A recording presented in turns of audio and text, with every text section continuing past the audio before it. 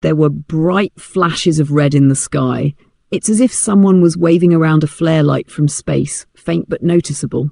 We all made UFO jokes and laughed as we nailed our tents into the ground. I knew for sure that there were 5 of us. We have all been friends since early middle school and were celebrating our high school graduation with this getaway camping trip. The flashes of red must have stopped randomly as we made conversation while fixing up our tents. Dave managed to put his tent together the fastest and told us he was going to find some branches for the fire. I remember how he had worked with me at the local gas station last year. We used to do the night shift together, and it had made working at a desolate gas station much more fun than it was supposed to be. There was also Eric in the corner, still reading his tent manual, fidgeting with his signature round glasses. I wasn't as close with Eric as I was with the others, but I still remember sitting with him in math class and copying his homework one time. Ava was also there talking with Sally, my cousin. Both had decided to team up and work on one tent at a time. I also have clear memories of them, hanging around at school in our usual places. In fact, I even knew Ava's younger brother, as he used to beg to go with us wherever we went. I bring all this up because I'm sure that there were 5 of us, including me, and that I knew everyone in the group. So Dave had gone to get some branches as we pulled out some foldable chairs and set them up around the fire pit. I remember feeling uneasy as the sun set and darkness began to consume the forest. The shadows of trees elongated around us as the minutes ticked by. Eric went to get a flashlight from his bag while we wondered what was taking Dave so long. He appeared soon after, the harsh rustling sounds of the bushes signifying his return. We were all buried in our chairs at this point, covered by our jackets. The temperature had dropped quickly and a slight breeze was beginning to pick up. "Geez, you guys weren't even bothered to pull out a chair for me," Dave said as he arranged all the branches in the pit. We had set up 5 chairs around the fire. I tried to rationalize the situation, but no matter how hard I focused, my head felt like it was underwater. I had perfect clarity up until that moment, but when I tried to focus on why 5 chairs were occupied when Dave hadn't sat down yet, my head seemed to just stop working, as if something was reaching in and pulling out my thoughts. Instinctually, I felt even more uneasy now, and I had placed why. I looked around at the faces of the others and could tell that they had felt the same. Eric was fidgeting with his fingers, trying to scan around the group and spot the extra person, but it was futile. I scanned every face, each etched in worry and frowning in frustration, except for, "It's all right, I'll get the chair myself," Dave said, breaking the silence and somewhat alleviating the tension. I got up and offered to help him. He looked into my eyes and nodded knowingly. We headed away from the fire pit toward the tents, but I kept my eyes glued on our group. "How many people are here?" I whispered to Dave as he looked around and realized that we had indeed only packed 5 chairs. In fact, every person had brought their own chair. They were heavy to carry, and we wouldn't bring any extra needlessly. "There's 5, right? I mean, there's 5 chairs," Dave replied. His voice wavered as he spoke. "No, I just think maybe one of us forgot our chair," I said. My mind was struggling to address the issue head-on, and now sought to find rational excuses instead. I didn't quite feel in control of my thoughts. It felt like swimming in a dream, and if I tried to force myself to think about who the 6th person was, my head would begin to throb. "Yeah, that sounds about right, actually," Dave said, relaxing and heading back to the group.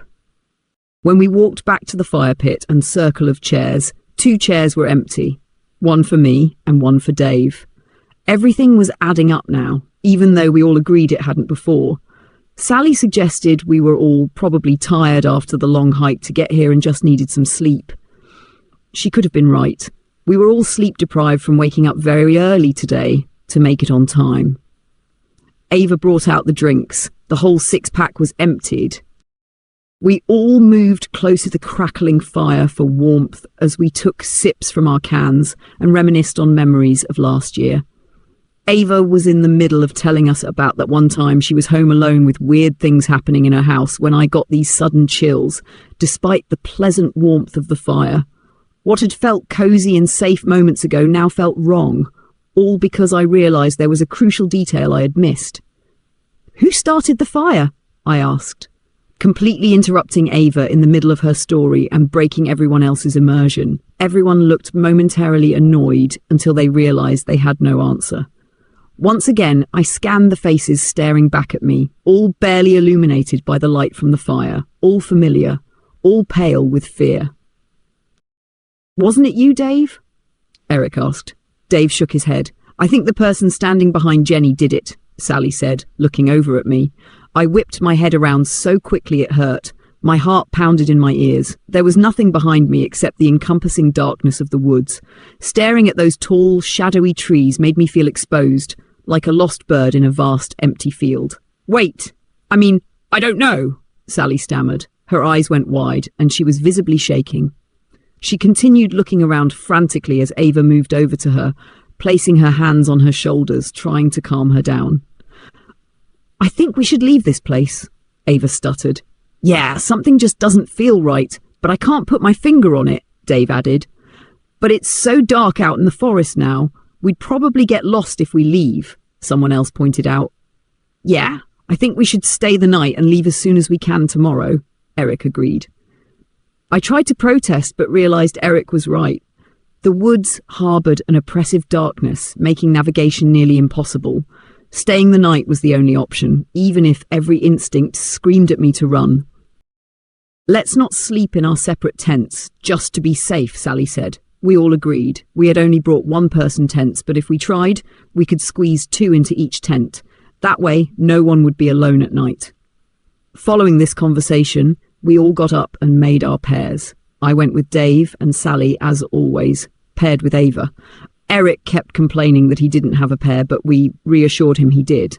Still, he wouldn't accept it. At some point, it felt like we all collectively realized there were only 5 of us, and suddenly we were all huddling together in the middle of the clearing. "Why do we keep thinking there are 6 of us here?" Eric asked, his voice trembling. Sweat dripped down his face despite the cold. We had nearly left him alone under the assumption that there was another person. My stomach turned as I squeezed my eyes shut and desperately tried to mentally recap everyone here. My head throbbed, a sharp pounding ache, but I kept pushing through it, trying to force clarity out of the fog. "There's me, Dave, Eric, Ava, Sally, and..." I was pointing at each of them as I said their names. But when I got past Sally, something in me snapped. I retched violently, emptying the contents of my stomach onto the ground.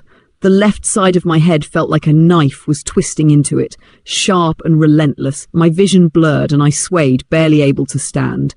Dave grabbed me, holding me up to stop me from collapsing. Wordlessly, we all started to move toward the tents as someone put out the fire. Inside the tent, Dave helped me lie down while the others stood outside, discussing what to do. I could only catch snippets of their conversation as the excruciating pain in my skull ebbed and flowed like crashing waves.